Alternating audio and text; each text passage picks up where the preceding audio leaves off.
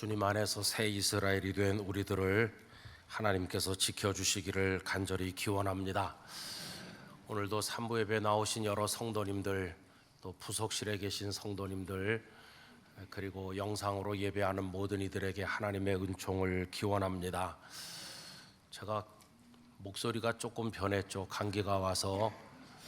그래서 동네 병원에 주사를 맞으러 갔더니 목소리가 변했는데도 그분이, 원장님이 저한테 가만히 쳐다보더니 실례지만 뭐 하시는 분이십니까? 이렇게 물어보더라고요. 그래서 제가 왜 물어보세요? 그랬더니 목소리가 좋아서요 그러더라고요. 그분이 아마 제가 변성되지 않은 목소리를 들으면 기절했겠구나. 아이고, 감기가 와서 그래요. 여러분, 목소리가 변했지만 여러분의 심령에 하늘의 음성으로 주께서 말씀해 주시기를 바랍니다. 우리 흔히 체질에 맞는다 뭐 그런 말을 가끔 하잖아요. 남자들을 이렇게 모아놓으면은 이야기가 몇 바퀴 돌다가 꼭 끝에 가서 종점처럼 닿는 얘기가 군대 얘기라고 합니다. 마치 자신이 나라를 건진 것 같이, 온 군부대를 먹여 살린 것 같이 남자들은 군대 얘기를 많이 해요. 다 군대 체질이라고 그래 자기가. 그러면 제대로 하지 말았어야 되는데 근데 저는 그런 데 가면 할 말이 없어요. 왜 그러냐 하면은 군인이 아니고 방위였었거든요. 저는 체질도 안 맞아요. 저는 군대 색깔이 되게 초록색인데 초록 색깔만 봐도 체질에 안 맞는 것 같더라고요. 여러분, 방위가 요새는 없어졌지만은 옛날에는 참 온 서름을 혼자 다 받는 게 방위였습니다. 밥도 안 주지, 옷도 안 주지, 신발도 안 주지. 방위는 자기가 도시락 싸가지고 다니면서 멸시천대 혼자 받으면서 참 불쌍한 게 방위였어요. 그래서 하여튼 언제 이게 끝나나, 그 끝나는 날만 정말 골똘하게 기다렸어요. 아마 제가 태어나서 그렇게 간절하게 기다린 거는 별로 없었던 것 같은데, 여러분, 군대는 끝나면은 제대한다고 그러는데 방위는 그런 말도 안 써요. 방위는 뭐라고 그러냐면 소집 해제한다. 우리는 군인도 아닌 것 같이 그렇게 했어요. 근데 제가 영락교회 목사가 돼가지고 지금 군선교 후원회 회장을 하고 있거든요. 거기 군선교 후원에 가면은 장군 출신들도 많이 오시고, 그다음에 뭐 하여튼 장교 출신들도 많이 와요. 근데 이제 방위가 회장을 하면서 군 보고마를 위해서 이렇게 뭘 하는데 참 이상하다 그런 생각이 들죠. 근데 하여튼 뭐 잘 적응이 되고 이제 그러면은 그게 체질에 맞는다 그러는데, 하여튼 저는 그게 체질에 안 맞아가지고 언제 이게 끝나는 날이 오나 이렇게 학수고대했었어요. 여러분, 기다린다고 하는 것은 참 쉽기도 하고 어렵기도 한 건데, 가만히 생각을 해보니까 엄마가 언제 오는지 대문 밖에 나가서 기다리는 꼬마 때부터 우리 인생 자체가 기다림의 연속이라는 걸 알게 돼요. 계속 우리는 기다리는 거죠. 그러다가 맨 마지막 순간에 가면 주님 언제 나를 부르실라나, 그 기다리다가 주님이 부르시면 주님 품에 안기게 되겠죠. 그럼 이제 기다림은 끝나고 우리 인생은 마무리되는 거죠. 그때까지는 하여튼 다 뭔가를 기다려요. 그래서 이 기다림은 인생의 본질이라고도 이야기할 수 있습니다. 오늘 읽은 성경 말씀에 보면 간절하게 기다렸던 어떤 분 이야기가 나오는데, 다름 아닌 예루살렘에 살고 계셨던 시므온이라는 분이시죠. 여러분, 그분이 뭘 기다렸을까요? 오늘 말씀 25절을 우리 같이 읽읍시다. 예루살렘에 시므온이라 하는 사람이 있으니 이 사람은 의롭고 경건하여 이스라엘의 위로를 기다리는 자라, 성령이 그 위에 계시더라. 아멘. 이스라엘의 위로를 기다렸다. 다르게 말하면 하나님께서 이스라엘을 위로해 주시기를 기다린 거죠. 왜 그걸 기다렸을까? 두 가지 차원에서 대답할 수 있어요. 하나는 그분이 사셨던 그 시대가 정말 절망스러웠으니까 그래서 하나님의 위로가 필요했기 때문이라고 말할 수 있습니다. 잘 아시는 것처럼 이스라엘 백성들은 가나안에 들어갔잖아요. 그런데 하나님을 떠나고 악을 행해서 나라가 분열돼서 북이스라엘은 아수르에게 멸망했고 남유다는 바벨론에게 멸망했는데, 포로로 끌려간 사람들이 70여 년 이후에 되돌아와서 예루살렘을 재건하기는 했어요. 그러나 그때부터 예수님이 오시던 그때까지 수백 년 동안을 중간에 조금만 빼놓고는 계속 강대국의 식민지였습니다. 페르시아의 식민지, 나중에는 헬라 제국의 식민지였다가 예수님 당시에는 로마의 식민지가 되어 있지 않았습니까? 여러분, 20, 30년 식민지로 살아도 괴로운 일인데 수백 년을 식민지로 사는 이 민족에게 무슨 낙이 있었겠어요? 그러니 나오는 건 탄식밖에 없는 거죠. 또 더 심각했던 것은 말라기 선지자 이후로 하나님께서 아무 선지자도 보내주시지 않아서 하나님의 침묵이 너무 오래 지속되는 거예요. 하나님 우리를 버리셨나? 뭐라고 좀 말씀이라도 해보셔야 되는데 아무 선지자도 없고 말씀도 없고, 서기관들은 회당에서 율법을 강론했고 제사장들은 성전에서 그 제사를 안 드린 건 아닌데 그건 다 생명력이 없는 것들이고, 도대체 우리의 희망은 어디 있는 것일까? 이런 탄식 가운데서 오래전에 선지자들을 통해 예언된 그 구원자 메시아가 오기만을 기다리는 거죠. 그래서 이스라엘의 위로를 기다린다는 것은 하나님께서 보내실 구원자를 속히 보내셔서 우리를 좀 건져주시고 살려주세요라고 하는 간절한 기다림, 그게 이스라엘의 위로를 기다리는 시므온의 마음이었어요. 또 하나 그가 기다릴 수밖에 없었던 것은 그의 신앙과 인격 때문이었다고도 말할 수 있어요. 아까 읽었던 그 말씀 속에 보면 시므온을 어떤 사람으로 소개했습니까? 의롭고 경건하다 이렇게 말했어요. 여러분, 이 세상이라고 하는 곳은 죄가 들어온 이후로 얼마나 망가지고 부패하고 타락했는지, 의롭고 경건한 사람은 살기가 어려운 곳이에요. 똑같은 악을 행하면서 그 속에 심취하지 않는 한은 정말 괴로워서 살기가 어려운 것이 이 세상이에요. 당시 로마 시대 때도 사람들은 나름대로 참 살기 좋은 세상이라고 말하는 사람이 왜 없었겠습니까? 근데 그런 사람들은 다 로마가 제공해주는 여러 가지 즐거움이 쏙 마음에 드는 사람들이겠죠. 여러분, 당시 황제들은 먹을거리를 많이 제공해주고 볼거리, 놀거리를 많이 제공해주면 그게 유능한 황제였어요. 그래서 벌써 예수님 나시기 수백 년 전부터 경기장을 만들고 피가 튀기는 검투 경기들을 했고, 배너 같은 영화에서 보는 마차 경기를 했고, 그리고 뭐 음란을 자극하는 광란의 춤을 추면서 그렇게 살아나왔어요.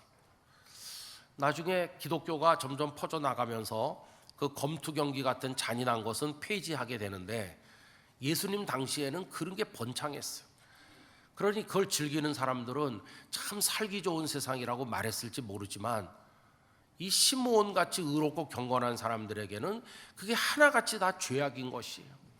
그런 광란의 춤도 그렇고 피가 튀고 살점이 떨어져 나가는 경기도 눈 뜨고 볼 수 없는 참상인데, 이걸 사람들은 어쩌자고 즐거워하는 것일까? 하나님, 나는 이런 세상에서는 살기가 어렵습니다. 하나님의 위로를 좀 보내주시고 당신의 메시아를 속히 보내주시옵소서. 이렇게 그는 기다릴 수밖에 없었던 것이죠. 그래서 날마다 성전에 올라가서, 세상은 온통 요지경이고 끓고 있는데 그는 하나님을 향해 간절한 기도를 올리면서 하나님의 그 때가 오기를 기다리고 있었던 것이죠. 이 프로스테코마이라고 번역된 기다린다라고 하는 이 단어는요, 신약 성경에서 굉장히 신학적으로 중요한 단어입니다. 기독교 복음의 정체성이 뭔가를 설명해주는 몇 안 되는 단어 중에 하나가 바로 이 기다림이라고 하는 단어입니다. 뭐 시간이 없기 때문에 다 말씀드릴 수 없지만은 제가 그 용례를 몇 군데만 소개해 보면 이 기다리는 그 내용이 얼마나 중요한가를 알 수 있어요. 우선 그리스도의 긍휼을 기다린다고 사용되고 있는데, 유다서 1장 21절, 하나님의 사랑 안에서 자신을 지키며 영생에 이르도록 우리 주 예수 그리스도의 긍휼을 기다리라. 또 부활을 기다린다고 할 때 이 단어가 사용되었습니다. 사도행전 24장 15절, 그들이 기다리는 바 하나님께 향한 소망을 나도 가졌으니 곧 의인과 악인의 부활이 있으리라 함이니이다. 또 마지막 날 그리스도의 영광이 나타나는 걸 기다린다고 할 때도 사용되었는데요. 디도서 2장 13절, 복스러운 소망과 우리의 크신 하나님 구주 예수 그리스도의 영광이 나타나심을 기다리게 하셨으니. 또 마가복음 15장 43절은 하나님의 나라를 기다린다고 그렇게 할 때 사용되고 있어요. 이거 다 같이 읽어보겠습니다. 아리마대 사람 요셉이 와서 당돌이 빌라도에게 들어가 예수의 시체를 달라 하니 이 사람은 존경받는 공회원이요 하나님의 나라를 기다리는 자라. 이렇게 돼 있어요. 지금 네 군데만 예를 들어서 읽은 건데, 거기 그리스도의 긍휼을 기다리죠, 부활을 기다리죠, 그리스도의 그 찬란한 영광을 기다리죠, 그리고 하나님 나라를 기다리는데, 요 네 가지가 만약에 없다고 한다면 복음이겠어요? 그리스도의 긍휼이 없고 부활도 없고 그리스도의 영광도 없고 하나님 나라도 없는 게 어떻게 복음일 수 있겠습니까? 그러니까 이 기다림이라는 단어에 포함되고 있는 그 기다림의 대상들은 우리의 소망이고 우리 생명이고 우리가 바라보는 전부를 망라하고 있다고 말할 수 있어요. 그거를 기다리는 사람, 그거를 간절히 사모하는 사람, 그 사람이 성도고 그 사람이 바로 그리스도인이라 하는 것입니다. 여러분, 오늘 이 기다림의 이야기를 말씀드리는 이유는 다음 주일이 교회력으로 대림절의 시작이에요. 오늘 이 말씀은 다음 주일에 나누면 딱 맞을 말씀인데, 다음 주일은 영락교회 창립 기념주일이기 때문에 한 주 앞당겨서 오늘 이 말씀을 나누는 것입니다. 여러분, 대림절을 아드벤트라고 하는데 아드벤투스라고 하는 라틴어 단어에서 왔어요.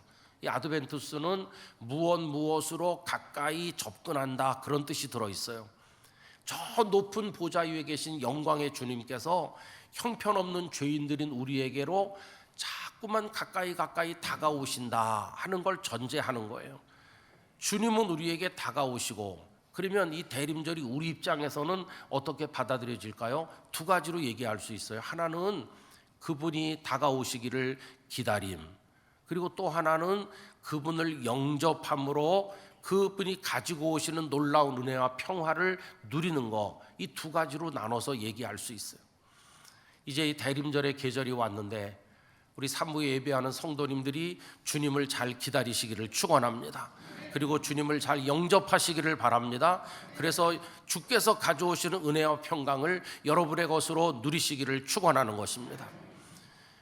그래서 이 대림절이라고 하는 절기가 공식적으로 언급된 것은 567년 투우로 공의회 때인데, 그때부터 공식화돼 가지고 교회는 주님이 우리에게 다가오고 계시고 우리는 그분을 기다리고, 그래서 그 주님을 영접함으로 그 생명의 은총 속으로 들어간다, 이걸 계속해서 지켜왔던 것을 알 수 있는 것이죠.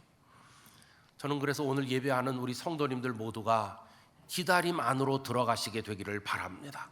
기다리는 그리스도인이 되시기를 바라는 것이에요. 누가 기다리는가? 이렇게 이제 질문을 해보면 이렇게 말할 수 있어요. 연약한 사람이 기다립니다. 부족한 사람이 기다립니다. 안타까운 사람이 기다리는 거예요. 모든 게 충족하고 아쉬울 게 아무것도 없고 충분히 지금 현재 모습으로도 강하다고 생각하는 사람은 기다리지 않아요. 그런데 엄마가 오지 않으면 저녁밥도 먹을 수 없는 이 힘없는 어린애가 엄마가 오기를 기다리는 것처럼 연약한 사람이 주님을 기다리는 거고, 아무리 채워도 채워지지 않는 이 텅 빈 가슴을 가진 사람이 주님이 오셔서 채워주시기를 기다리면서 바라보는 것 아니겠어요? 그래서 기다리는 사람은 부족한 사람이고 모자란 사람이고 연약한 사람이기 때문에 절대로 교만할래야 교만할 수가 없어요. 그런데 나는 충분히 채워졌고 이 자체로도 모든 게 만족스럽다, 이렇게 기다리지 않는 사람은 교만한 사람이 되는 거죠. 교만한 사람은 기다리지 않습니다. 그러나 자신이 연약함을 아는 사람은 언제나 은혜의 보좌 앞에 나가서 기다릴 수밖에 없는 것이죠. 그런 의미에서 우리들은 우리 자신을 기다리는 그리스도인으로 자리매김하지 않으면 안 된다는 걸 알 수 있어요. 여러분, 생애 끝날까지 주님을 기다리는 모습으로 살아가기를 원하는 것입니다. 또 기다리는 성도는 오늘의 현실을 보는 눈이 좀 독특합니다. 여러분, 기다린다는 단어 속에 뭐가 전제되어 있나요? 오늘 현실에 뭔가 부족하기 때문에 내일 다가오는 걸로 채우려고 하는 거 아니겠어요? 그래서 이 사람은 오늘이라는 현실에 대해서 그렇게 미련을 갖지 않아요. 왜? 안타깝고 부족하고 아쉬운 게 현실이니까. 그는 하나님께서 자신에게 주신 오늘의 삶을 감사함으로 받아들여요. 그리고 열심히 살긴 살아요. 그러나 그는 오늘의 미련을 갖거나 거기 고착되는 어리석은 사람은 아니에요. 이 사람은 오늘의 현실을 아름답게 바꿔보기 위해서 무던히 애를 쓰긴 쓰지만 이 현실이 곧 천국으로 바뀔 거라는 기대 같은 건 가지지 않고 있어요. 이 사람은 현실을 사랑해서 열심히 살아요. 그러나 언제든지 하나님 나라로부터 신호가 오면 다 내려놓고 훌쩍 떠날 마음의 준비를 하고 사는 사람이에요. 그러니 이 기다리는 그리스도인이 된다고 하는 게 영적으로 얼마나 중요한가 하는 것을 알 수 있죠. 또 기다리는 사람은 자신의 인생의 근본 문제를 진지하게 하나님 앞에 끊임없이 질문하고 그 답을 기다리는 사람입니다. 여러분, 성경에서 이런 사람을 한 사람 뽑는다면 아마도 하박국 선지자가 그 대표일 거라고 생각해요. 하박국은 남한국 유다 몰락해가는 어려운 나라에서 살면서 하나님께 계속해서 진지한 질문을 제기했어요. 어느 질문 하나도 가벼운 질문이 없었어요. 하나님, 제가 살고 있는 남한국 유다가 왜 이렇게 패역한 것입니까? 이래도 되는 것입니까? 사회를 바라보면서 깊이 탄식하며 질문했어요. 하나님, 느부갓네살의 바벨론 군대가 우리를 치러 가까이 오고 있는데 전쟁은 일어나는 것입니까? 우리는 어떻게 되는 것입니까? 또 질문했어요. 또 그 다음에는 하나님, 이런 부패한 세상, 전쟁이 다가오는 세상에서 하나님의 사람은 어떻게 살아가야 되는 것입니까? 이 실존의 문제를 또 질문했어요. 그리고 또 물어보죠. 하나님, 우리가 이 속에서 살아날 길은 있기는 있는 겁니까? 구원의 길에 대해서 또 질문했어요. 그리고는 질문을 계속 올렸으니까 이제는 답을 기다릴 차례잖아요. 그래서 하나님의 응답을 기다리는 거죠. 하박국 2장 1절 말씀, 우리 화면을 보면서 다 같이 읽겠습니다. 내가 내 파소하는 곳에 서며 성루에 서리라. 그가 내게 무엇이라 말씀하실는지 기다리고 바라보며 나의 질문에 대하여 어떻게 대답하실는지 보리라 하였더니. 아멘. 저는 우리 성도님들이 끊임없이 하나님 앞에 질문하는 성도가 되시기를 바랍니다. 질문하는 성도는 자기 인생에 대해서 진지하다는 뜻이고 자기 인생을 제대로 살아보려고 몸부림친다는 뜻이고, 그래서 질문이 계속 생기는 거고 하나님 앞에 기도로 그걸 올려드리는 것이고, 그리고는 하나님의 응답을 기다리는 거죠. 우리 생의 마지막 날까지 우리가 영적으로나 삶의 모든 영역에서 더 성숙해가고 더 온전해지기 위해서 끊임없이 창조적 질문을 하나님 앞에 올려드리고 그 응답을 구하는 성도가 되기를 원하는 것입니다. 이렇게 기다렸더니 하나님의 응답이 드디어 하박국에게 임했어요. 하박국 2장 4절을 같이 읽겠습니다. 보라, 그의 마음은 교만하며 그 속에서 정직하지 못하나 의인은 그의 믿음으로 말미암아 살리라. 아멘. 이런 응답이 왔어요. 하박국, 너의 질문을 통해서 내가 얼마나 고뇌가 깊은지를 알고 있어. 그러나 걱정하지 말아라. 세상이 어떻게 요동친다고 할지라도 너는 거기서 나를 믿어라. 그리하면 내가 너를 살게 할 것이다. 의인은 그 믿음으로 말미암아 사는 거다. 이렇게 응답이 왔어요. 여러분, 하나님은 어떤 하나님이신가 하면 기다리게 하시고 응답을 주시는 하나님이세요. 하나님은 우리에게 뭔가를 기다리게 하시고 반드시 하나님 정한 때가 되면 응답을 주시는 분이세요. 그래서 성경을 뭐라고 부르냐 하면은 약속과 성취의 책이라고 불러요. 성경에 많은 약속이 나오고 하나님은 그 약속을 성취하시는 분이거든요. 예를 들어서 아브라함에게 네 자손이 번성하게 하겠다, 아들을 주겠다고 약속하셨어요. 그리고 그 약속이 성취되어서 100살 때 이삭이 태어났잖아요. 약속과 성취죠. 이스라엘 백성들에게 메시아를 주겠다고 약속하셨어요. 그리고 시간이 지난 다음에 메시아이신 예수님께서 베들레헴 마구간에 탄생하셨어요. 성취되었죠. 그래서 성경은 약속과 성취의 책이라고 말할 수 있어요. 근데 이제 문제는 뭐냐 하면 이 약속에서 성취까지 가는데 그 가운데 시간의 간극이 있다는 게 문제예요.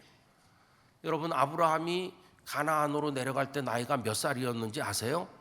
그때 75세였어요. 그런데 이삭을 낳을 때는 몇 살이었죠? 100살이었어요. 25년의 간극이 있었고 25년은 기다림의 시간이었어요. 그런데 믿음의 사람이라고 하는 아브라함도 기다리다가 좀 지친 나머지 그만 하가를 통해 이스마엘을 낳는 믿음에 삐끗했던 적이 있었어요. 메시아를 보내주겠다고 약속하신 하나님께서 우리 예수님을 보내시기까지 수백 년이 걸렸는데 이 수백 년은 기다림의 시간이었어요. 많은 사람들이 기다리다가 주저앉았죠. 그러나 오늘 여기 시므온 같은 이는 말씀을 붙들고 이스라엘의 위로를 끊임없이 기다린 게 아니겠습니까? 여러분이 시간의 간극을 어떻게 극복할 것인가, 이게 중요한 것인데 믿음이 있어야 기다릴 수 있습니다. 우리 성경을 읽어보면 기다림이라는 단어와 믿음이라는 단어는 그 의미에 있어서 동의어라고 말할 수 있어요. 왜? 믿지 못하면 기다리지 못하니까. 믿어야 기다릴 수 있으니까. 나는 지금 손에 쥔 게 아무것도 없지만 하나님의 약속을 나는 믿습니다. 그 약속이 이루어질 날이 올 것을 저는 믿습니다. 이런 믿음이 있는 사람이래야 기다릴 수가 있는 거거든요. 여러분, 우리들의 믿음을 무엇을 통해 하나님 앞에 표현할 수 있나? 기다림을 통해서 하나님 앞에 믿음을 표현할 수 있기를 원하는 것입니다. 그래서 저는 대림절을 앞두고 우리 성도님들 모두를 거룩한 기다림으로 초대하고 싶습니다. 여러분, 여러분의 생활 현장에서 하나님의 위로를 기다리시기 바랍니다. 하나님의 치유를 기다리시기 바랍니다. 하나님의 위로와 은총을 기다리시기 바랍니다. 하나님께서 내게 손 내밀어 주시는 그 시간이 언제일까 기다리면서 시므온처럼 하나님을 향해 나가시기를 바라는 것입니다. 그 알렉산드르 듀마라고 하는 유명한 소설가는 이렇게 얘기했습니다. 신이 인간에게 미래를 밝혀주실 그날까지 인간의 모든 지혜는 오직 다음 두 단어 속에 들어있다. 기다려라, 그리고 희망을 가져라. 그래서 그는 기다림 속에 들어있는 희망, 이 두 가지 속에 모든 사람의 지혜가 다 들어있다는 식으로 이야기하기도 하였습니다. 그럼 여러분, 우리가 이렇게 기다린다고 할 때 그 결과가 어떨까요? 기다리는 성도는 반드시 승리하게 돼 있어요. 독일의 그 신학자인 판넨베르크라고 하는 분이 성도의 삶을 예기적 삶이라고 설명했어요. 우리말로 번역하기가 좀 애매하죠. 프롤랩틱이라는 단어를 번역한 건데 예기적 삶 이렇게 말했어요. 이걸 설명하면 이런 겁니다. 아직 손에 들어오진 않았어요. 그렇지만 반드시 그렇게 되기로 정해져 있어요. 그래서 나는 아직 손에 그걸 넣진 못했지만 그게 마치 내 손 안에 있는 것처럼 생각하면서 오늘 행동하는 거예요. 이게 예기적 삶이에요. 아주 간단한 예를 들면 어떤 여성이 임신 6개월쯤 됐어요. 그럼 아기가 품 안에 있어요, 없어요? 아직 없어요. 낳질 않았으니까. 그런데 이 여인은 아기 옷을 사러 가는 거예요. 아기 신발을 사러 가요. 아니, 애도 없는 여자가 왜 아기 신발을 사지? 누가 이렇게 비난할까요? 아무도 비난 안 해요. 왜 그러냐 하면은 지금 아기가 품에 있진 않지만 이제 몇 달 지나면 아기를 낳는다는 게 기정사실이고, 그러면 그 아기가 입어야 되고 신어야 되니까, 그래서 그 아기가 태어날 날을 미리 내다보면서 오늘 행동하는 거예요. 오늘 옷을 사고 오늘 아기 신발을 사는 거예요. 마치 그렇게 살아가는 게 예기적 삶이라는 거예요. 여러분이 엄마가 아기 옷을 사고 아기 신발을 사는 행위가 다 무의미한 헛된 것입니까? 아닙니다. 그 아기가 태어나는 그날 이 여인은 기뻐하면서 준비했던 옷을 입힐 것이고 아기를 키울 것이에요. 성도의 삶에는 실패가 없어요. 성도의 기다림의 끝은 반드시 승리로 우리에게 축복으로 다가오게 될 것입니다.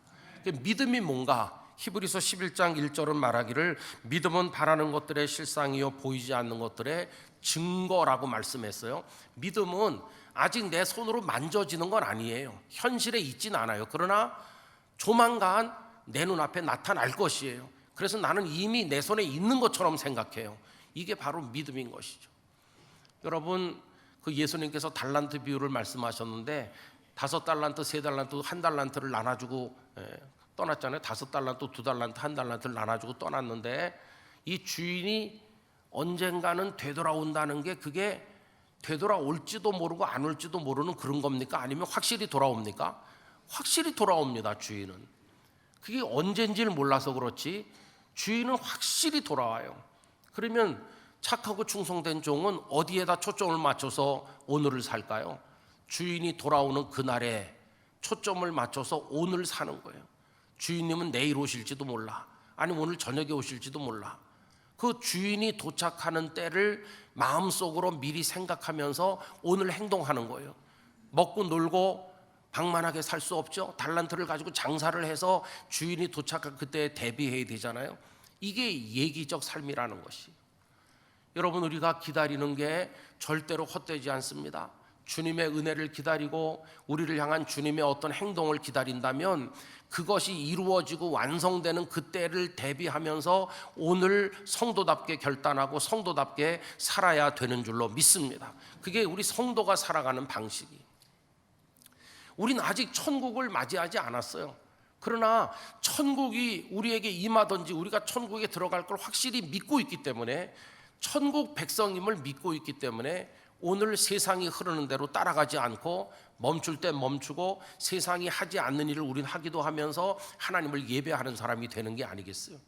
이게 성도의 결단이고 성도가 세상과 구별되는 이유이기도 하다 하는 것을 우리는 알아야 되는 것이죠. 여러분, 주님을 향한 기다림을 멈추지 않으시기를 바랍니다. 세상에 많은 기다림이 헛된 경우가 많아요. 그러나 주님을 믿음으로 기다리는 것은 결코 헛되지 않아요. 마치 추운 겨울에 봄을 기다리는 것과 같아요. 누가 당신 어리석게 왜 봄을 기다리느냐 이렇게 말하는 사람 있나요? 없습니다. 왜 그러냐 하면 봄은 반드시 오니까. 아무리 지금 엄동설한이라도 봄은 반드시 오는 것이고 봄을 기다리는 그 마음이 헛되지 않을 것이니까, 조금 있으면 새순이 돋고 꽃이 필 것이기 때문에 봄을 기다리는 게 헛되지 않은 것처럼 믿음으로 주님을 기다리는 사람에게 그 결과는 언제나 아름답고 축복이 될 줄로 믿는 것입니다.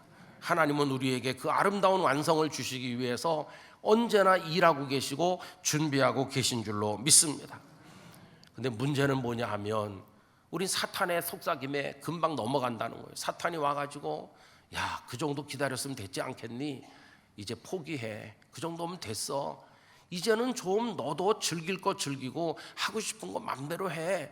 지금까지 기다려서 안 됐는데 뭘 더 기다린다고 그래. 네 친구들 얼마나 세상을 즐기고 있느냐. 이렇게 사탄이 속삭이는데 거기 홀딱 넘어가는 사람 너무나 많아요. 여러분, 끝까지 기다리시기를 바랍니다. 나중까지 견디는 자는 구원을 얻을 줄로 믿습니다. 이때 우리의 마음을 격려해 주시고 끝까지 기다리도록 힘과 용기를 주시는 분이 누구이실까? 바로 하나님의 성령이신 것이에요. 오늘 이 시므온이 기다림의 사람으로 자리매김해 있는데 그를 붙들어 주신 분이 성령님이세요. 오늘 시므온을 얘기하면서 제일 많이 등장하는 게 성령님이시거든요. 오늘 본문 25, 26, 27절에 성령님이 한 번씩 계속 나옵니다. 자, 그러면 이 세 절 말씀을 성령이라는 단어에 주목하면서 우리 다 같이 읽어보도록 하겠습니다. 예루살렘에 시므온이라 하는 사람이 있으니 이 사람은 의롭고 경건하여 이스라엘의 위로를 기다리는 자라. 성령이 그 위에 계시더라. 그가 주의 그리스도를 보기 전에는 죽지 아니하리라 하는 성령의 지시를 받았더니 성령의 감동으로 성전에 들어가매 마침 부모가 율법의 관례대로 행하고자 하여 그 아기 예수를 데리고 오는지라. 할렐루야. 여기 언급된 성령님에 관한 언급이 성도님들에게 이루어지시기를 축복합니다. 성령님이 그 위에 계셨다. 성령님이 지시를 하셔서 꼭 그리스도를 보게 해주겠다고 하셨다. 성령님이 감동하셔서 성전에 올라갔더니 마침 탄생하신 예수님이 거기 딱 오셔서 만나게 된 거 아닙니까? 이스라엘의 위로를 가져오시는 주님을 눈으로 보는 순간 환희의 찬가를 부르는 거예요. 드디어 이 귀중한 주님을 뵙게 하셨구나. 이제 나를 풀어주시는구나. 기다림은 끝났구나. 이 환희의 찬가가 오늘 본문 29절이죠. 다 같이 읽겠습니다. 주제여, 이제는 말씀하신 대로 종을 평안히 놓아주시는도다. 드디어 그 약속하신 걸 제가 두 눈으로 보았습니다. 이제는 여한이 없습니다. 감사합니다. 예루살렘의 인구가 정확히 얼마인지는 모르지만 한 7, 8만 된다는 추측이 있음을 전에도 말씀드린 적이 있죠. 한 7, 8만 명 중에 시므온이란 이름을 가진 사람은 부지기수로 많았을 거예요. 시므온은 예전에 우리나라 철수, 영수처럼 아주 흔한 이름이에요. 앞뒷집에 여러 종류의 시므온이 살았을 겁니다. 부귀영화를 누리는 시므온, 가난하고 병든 시므온, 유명하게 알려진 시므온, 존재감이 전혀 없는 시므온, 많은 시므온 중에 오늘 본문에 등장한 이분도 한 사람의 시므온으로 고단한 인생을 살아가고 있는 거죠. 의롭고 경건해서 그 세상에 같이 심취하지도 못하고 그 속에서 고통받으면서 하나님의 위로를 기다리는 거죠. 그렇게 많은 사람들이 끓는 냄비 같은 예루살렘에서 살고 있는데 하나님의 시선은 누구를 바라보고 계셨을까요? 아주 가늘지만 절대 끊어지지 않는 기다림이라고 하는 그 믿음의 줄을 하나님과 연결해 가지고 하나님의 은혜의 때가 오기를 간절히 갈망하고 있었던 이 노인 시므온에게 하나님의 은총의 빛이 비추기 시작한 것이에요. 여러분, 저는 오늘날 우리 사는 세상도 마찬가지라고 생각합니다.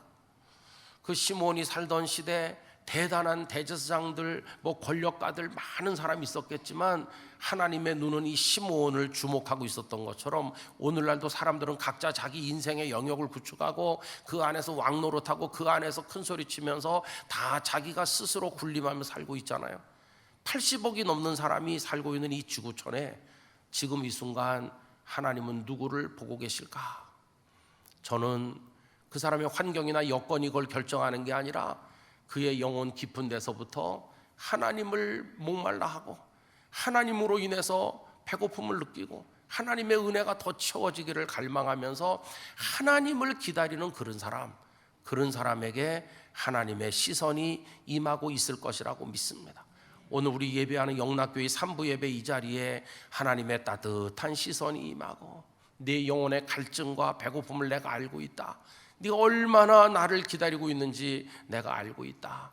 이런 하나님의 손 내미시고 어루만지고 위로하시는 그런 축복이 임하기를 간절히 기원하는 것입니다. 오래전 우리 선배들은 메시아가 오시기를 기다렸어요. 그런데 메시아 예수님은 이 땅에 이미 오셨어요. 이제 우리는 어떤 메시아를 기다려야 될까요? 재림하실 주님을 우리는 기다리는 거예요. 재림하실 주님을 기다리면서 지금도 매일같이 우리에게 오고 계신 주님을 매일같이 기다려야 되는 줄로 믿습니다. 날마다 필요한 만나, 매일같이 필요한 은혜, 오늘도 살아갈 힘, 날마다 필요한 위로와 격려를 가지고 아침이면 아침대로 저녁이면 저녁대로 우리에게 계속 오시는 그 주님을 바라보면서 이 땅에 숨이 붙어있는 마지막 순간까지 하나님의 나라를 향해 고개를 들고 그분을 기다리면서 그 은혜를 구하면서 사는 성도, 그 사람이 바로 오늘의 시므온이라고 이야기할 수 있을 것입니다. 대림절을 앞두고 우리의 마음에 품는 화두는 그래서 두 가지입니다. 하나는 주님을 기다린다는 것이고, 기다리는 자에게 손 내밀어 주실 때 그 기쁨을 맛보면서 누리며 행복한 그리스도인이 된다는 것입니다. 여러분, 올해도 이제 한 달밖에 남지 않았는데 주님을 간절히 기다리는 가운데 찾아오시는 주님으로 인하여 한없이 기뻐하고 감격하면서 여러분의 삶에 하나님의 은혜와 축복이 풍성하시기를 진심으로 축원합니다. 기도하겠습니다. 저희들에게 다가와 주시는 주님을 생각하며 대림절을 지키게 됩니다. 저희의 마음에 주님을 간절히 기다리는 마음이 있게 하시고 주님을 영접하고 그 은혜를 누리는 기쁨이 있도록 도우시기를 원합니다. 사람들은 교만하여 기다리지 않습니다. 사람들은 현실에 도취되어 기다리지 않습니다. 사람들은 예수님을 불신하여 기다리지 않습니다.